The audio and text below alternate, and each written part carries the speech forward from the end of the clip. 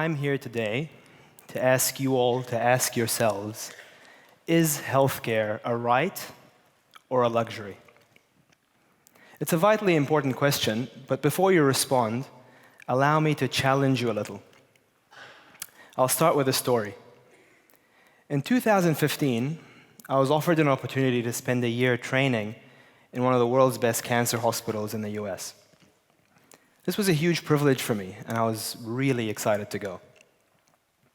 The only strange thing was, when I was filling out my starting paperwork for the job, I was being asked questions like, did my 2 young kids have any pre-existing illnesses? I was also informed that even if they were completely medically well, I still had to pay about $25,000 a year in health insurance, or I wouldn't be permitted to work there. $25,000. Now, myself being the product of a more socialized public system here in Australia and New Zealand, this was a foreign concept to me. It was a little scary, in fact, the idea that children may not get medically treated if they didn't have the right health insurance organized by their parents. What if they didn't have parents? What if their parents were on the minimum wage? It felt wrong. It felt unfair. And this was in one of the wealthiest democratic nations on the planet. But anyway, I did the needful, got the insurance, flew to the US, and I started work. And this place was absolutely incredible. Cutting-edge medical and surgical services being delivered by some of the most brilliant and most dedicated doctors and nurses in their field. But there was a catch, and it was always looming in the background. The best way to describe it is that this probably truly was the world's best cancer hospital, if you could afford it. And I struggled with this idea. On the one hand, I had seemingly unlimited resources with which to treat patients, which was actually frickin' awesome. I loved it. But it was a bit like a guilty pleasure because I knew that for every patient I treated, another would get rejected because they didn't have insurance or the right level of cover. So one day, I was sitting in the tea room between operations, and I finally blurted out to a colleague of mine, I said, how can you live with yourself as a doctor, knowing that a large segment of your population can't access the care that you provide? Her answer surprised me. She said, the problem you have, Tarik, is you can only really see things from a British colony socialist perspective. She said, you regard healthcare as a birthright and feel that you're automatically entitled to it. But have you ever considered that it may not be a birthright? That in large parts of the world, including here in the US, it's a very expensive luxury. She then went on to say, what makes you think that by being born a citizen of a given nation, that you're automatically entitled to a brand new, big state-of-the-art hospital, the latest medical technology, and the most expensive drugs money can buy, funded by your government and taxes? Don't you see? If that's what you want, then you have to accept rationing and death panels, because there's just no way that any government can pay for high-quality healthcare for all of its citizens. It's simply too expensive. So you have a choice. Crappy, mediocre healthcare for everyone, with long waiting lists, or high-quality healthcare on tap for those that can afford it. I can't lie, I was taken aback a bit by this. I'd never heard it sort of that clearly stated before. But being as stubborn as I am, I decided I'd dig a little deeper. I started researching different healthcare systems around the world. Surely there must be a way to pay for high-quality healthcare for everyone. And that's when I realized she was right. At least partially. You see, in the developed Western world, no matter which country you live in or what kind of healthcare system you have, we are rapidly heading towards the day when our healthcare will be completely and utterly unaffordable. We may even be there already. How did we get here? Well, in some ways, we're a product of our own success. The fundamental issue is this: people are living longer and longer. The median life expectancy in Australia is now well over 80 years old and is continuing to climb. Sounds great. But the problem is, it turns out there is a ceiling to how long a human being can actually live biologically. And that's around 115 years old. We have an expiry date, no matter what science fiction and health tech companies would have you believe. So, as we keep increasing people's ages to try and reach this upper limit, the more and more difficult, and therefore the more and more expensive it gets.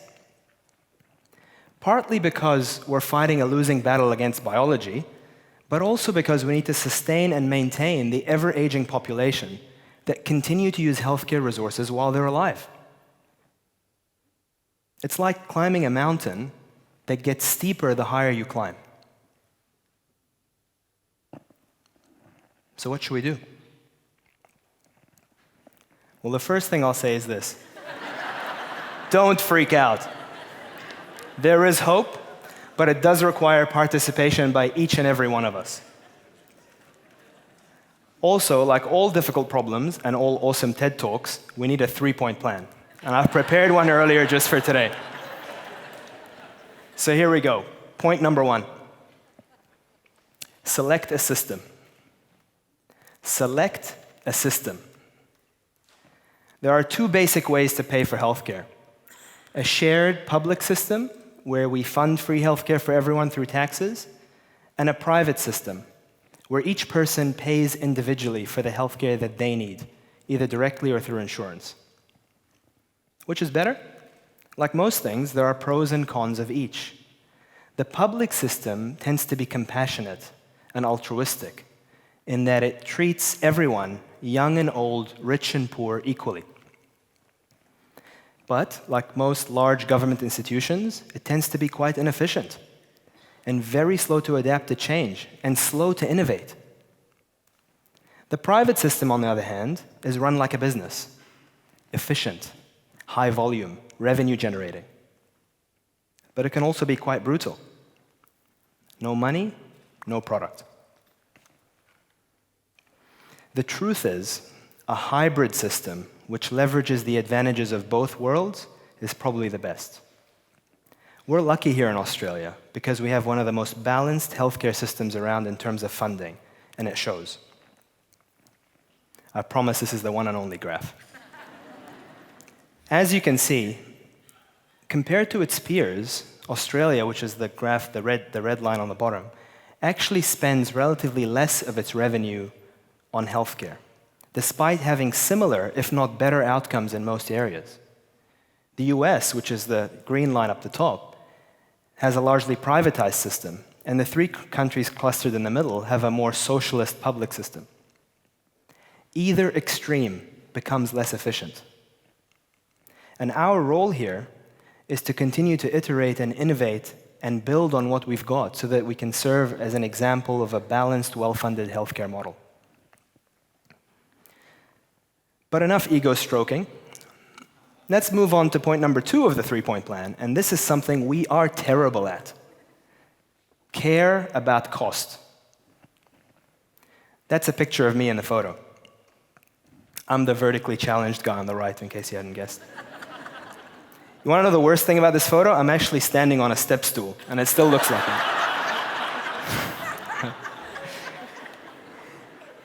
Anyway, in all seriousness though, in the heat of the moment during surgery, do you think I really care how much the stuff around me costs? If you were that patient on the operating table in the photo, would you want me to be worried about that? Or would you rather I just focus on the task at hand? But you know what? Maybe we should all just grow up a little and start to treat our healthcare dollar like adults instead of kids in a candy store. Maybe as doctors, we should start telling people how much things cost and why. And as patients, maybe we should start listening and stop equating price with quality. And actually, there are plenty of areas where we waste healthcare resources on things that don't do anything at all. A good example of this is wound dressings. We have high-quality evidence that wound dressings, for simple surgical incisions, don't actually do anything. They don't prevent wound infections, they don't improve wound healing, and they don't even contribute to patient satisfaction. It's true. For the most part, all they do is line the pockets of the companies that make them. So, if we're going to be using wound dressings, we should use the cheapest ones available. And that's just one of many, many examples where we could be reducing costs with zero impact on outcomes. Which brings me to the third and final point of the three-point plan. And this one's the most difficult. Quality over quantity. As a society, we need to start prioritizing quality of life over quantity of life. One thing is clear at this point: no one lives forever, and the lucky few live well for the time that they have. We shouldn't have to keep blindly pursuing an ever-increasing lifespan for our population, regardless of cost. It's a losing game, and it's not always right for patients either. Instead, we should focus our energy on improving the quality of the time that we have. This would be much more cost-effective as a policy, but it does require frank and open discussions, particularly around cultural perceptions of life, death, and disability. This is Michael. Michael is 92 years old. He's beaten the odds. He could be your dad or your granddad. Michael also has bowel cancer, and we recently looked after him in hospital. The team did an amazing job, and he was very happy to be included in this talk. Now, when Michael is deciding about whether he wants surgery and chemotherapy, he needs to be allowed the freedom and the space to figure out whether extending his lifespan even further is worth it to him, especially when you consider the negative implications the treatment might have on his ability to function in society.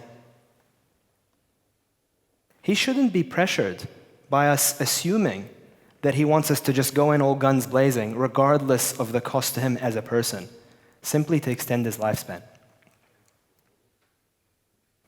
This quote was recently published in a paper talking about cancer treatment.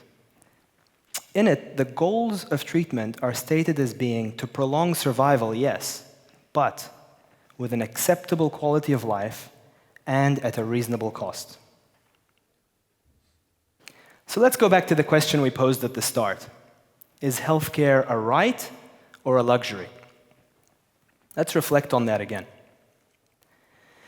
If something is a right, but as a society we can no longer afford to pay for it, does it then become a luxury? Maybe the question shouldn't be, how do we define or label healthcare? Maybe the more important question is this: are we as a society willing to make the right choices so that we can continue to achieve those goals going forward for our population? Or are we simply going to stand by and watch while our rights and our luxuries become more and more inaccessible to us? I'll leave that up to you to decide. Thank you. Thank you.